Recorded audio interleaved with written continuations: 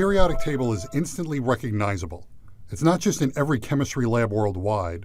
It's found on t-shirts, coffee mugs, and shower curtains. But the periodic table isn't just another trendy icon. It's a massive slab of human genius, up there with the Taj Mahal, the Mona Lisa, and the ice cream sandwich. And the table's creator, Dmitri Mendeleev, is a bona fide Science Hall of Famer. But why? What's so great about him and his table? Is it because he made a comprehensive list of the known elements? Nah, you don't earn a spot in Science Valhalla just for making a list. Besides, Mendeleev was far from the first person to do that. Is it because Mendeleev arranged elements with similar properties together? Not really. That had already been done too. So what was Mendeleev's genius? Let's look at one of the first versions of the periodic table from around 1870. Here we see elements designated by their two-letter symbols arranged in a table. Check out the entry at the third column, fifth row.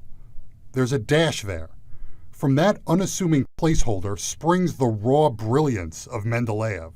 That dash is science. By putting that dash there, Dmitri was making a bold statement. He said, and I'm paraphrasing here, "Y'all haven't discovered this element yet. In the meantime, I'm going to give it a name.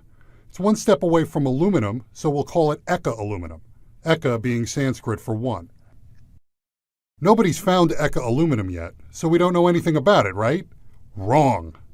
Based on where it's located, I can tell you all about it.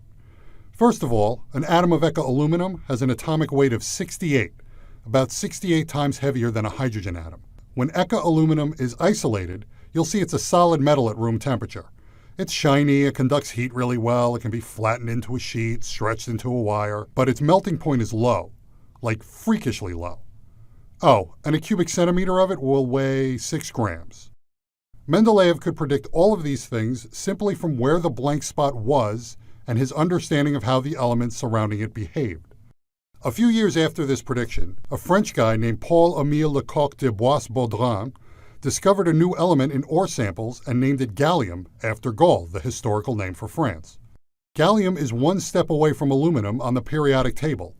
It's Eka aluminum. So were Mendeleev's predictions right? Gallium's atomic weight is 69.72. A cubic centimeter of it weighs 5.9 grams. It's a solid metal at room temperature, but it melts at a paltry 30 degrees Celsius, 85 degrees Fahrenheit. It melts in your mouth and in your hand. Not only did Mendeleev completely nail gallium, he predicted other elements that were unknown at the time: scandium, germanium, rhenium. The element he called eka-manganese is now called technetium. Technetium is so rare it couldn't be isolated until it was synthesized in a cyclotron in 1937, almost 70 years after Dmitri predicted its existence, 30 years after he died. Dmitri died without a Nobel Prize in 1907, but he wound up receiving a much more exclusive honor. In 1955, scientists at UC Berkeley successfully created 17 atoms of a previously undiscovered element.